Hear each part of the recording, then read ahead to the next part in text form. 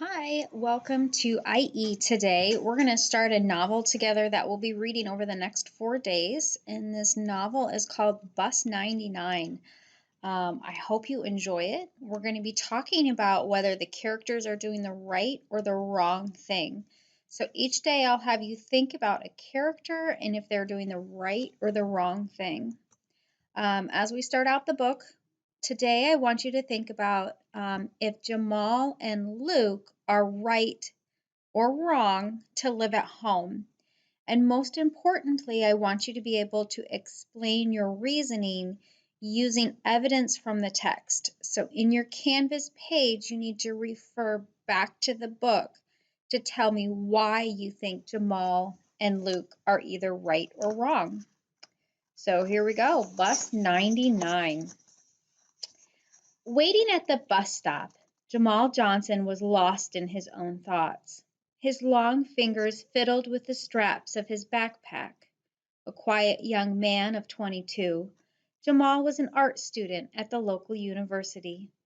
He smiled as he thought of his mother, Letty. The bacon and eggs she fixed him that morning made him feel a little better. The tall, thin man was tired. The night before, he crammed for an art history test well after 1 a.m. "A young man like you needs lots of protein," she declared. "The Lord knows you could use a lot more meat on those ribs, Jamal." He laughed as she playfully poked him in the chest. Jamal's older brother, Luke, was drinking coffee and reading the morning paper. He looked up with a grin and said, "What about me?" "You don't need any more protein, pal," Jamal teased. "With your rippling muscles, you look like you live in the gym. Some people are just born lucky." Luke never worked out, yet he had a near-perfect physique. Sometimes he tore the sleeves off his shirt to show off his muscular arms. The tattoo on his left forearm, a heart with Mom in the middle, looked good on his dark skin. "Your father was big and strong like you, Luke," their mother said softly. "He always made me feel so safe." She wiped a tear from her eye. Jamal felt a lump in his throat as he remembered what his mother had said. After 8 years, she still missed his father so much. Letita, called Letty by her friends, was proud of both of her sons. As a family, the three of them had pulled together to get through a terrible time. The boy's father, Jake, an architect, had died in a car accident. He, Mom, and Jamal had been on their way to a sporting goods store to buy track shoes for Jamal. An 18-wheeler had run a red light, slamming into the driver's side of their car. At the time, Jamal had been 14 and Luke 16. Letty had been 7 months pregnant. A few days after the accident, she lost the baby. Jamal, who had been in the back seat, had gotten a deep gash over his left eye. Now 22, Jamal was studying art. He was learning to design large architectural sculptures. Luke was a mechanic at a garage called Import Doctors. They served Jaguars, BMWs, Porsches, and Ferraris. Friends sometimes teased Jamal and Luke about living at home with their mother. After all, they were single guys in their 20s. But living at home allowed them to save money. Luke dreamed of opening his own repair shop one day, and Jamal needed all of his money to pay for art supplies, books, and tuition. But the real reason they lived at home was their mother. Letty was still very sad sometimes. She couldn't bear to move out and leave her alone to struggle with her grief. Ever since the accident, she had a very rough time. She had loved her husband so much. Losing both Jake and the baby so suddenly had been too much for her to bear. For a while there were some days when she couldn't even get out of bed.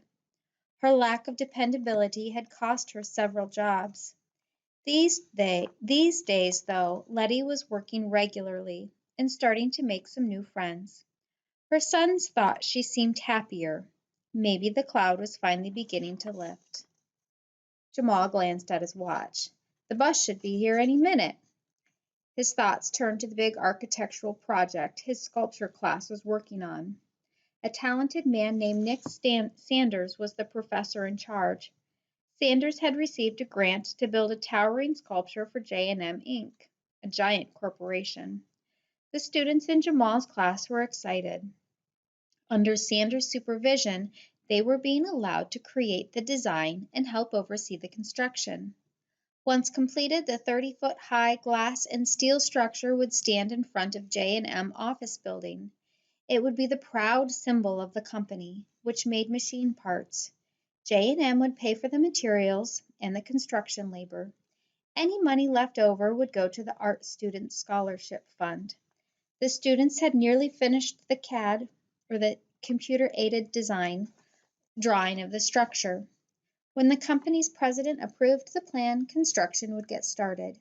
It would take the better part of a year or 2 semesters to complete the project. Jamal loved working with the CAD, or CAD. Like magic, it could show what a sculpture would look like before it was ever built, and any part of the design could be changed with a few clicks of the mouse. Jamal wondered what his father would have thought of the CAD. He felt sorry for architects working in the old days before computers. What a waste of time to have to make drawings and blueprints by hand. At the time Jake Johnson had died, architects were only just beginning to use computers for drawings. So that's the end of our first section. You're going to go into your Canvas page and answer the question, are Jamal and Luke right or wrong to live at home with their mother? And again, the most important part is that you explain your answer using evidence from the text.